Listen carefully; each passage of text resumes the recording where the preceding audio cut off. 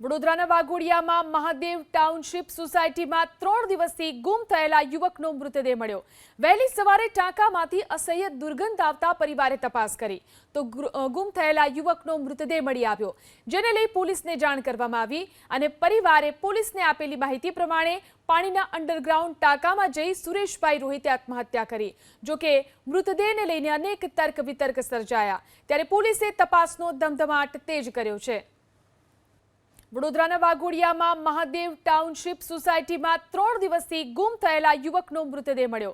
વહેલી સવારે ટાંકામાંથી અસહ્ય દુર્ગંધ આવતા પરિવારે તપાસ કરી તો ગુમ થયેલા યુવકનો મૃતદેહ મળી આવ્યો, જેને લઈ પોલીસને જાણ કરવામાં આવી અને પરિવારે પોલીસને આપેલી માહિતી પ્રમાણે પાણીના અંડરગ્રાઉન્ડ ટાંકામાં જઈ સુરેશભાઈ રોહિતે આત્મહત્યા કરી। જો કે મૃતદેહને લઈને અનેક તર્ક વિતર્ક સર્જાયા, ત્યારે પોલીસે તપાસનો ધમધમાટ તેજ કર્યો છે।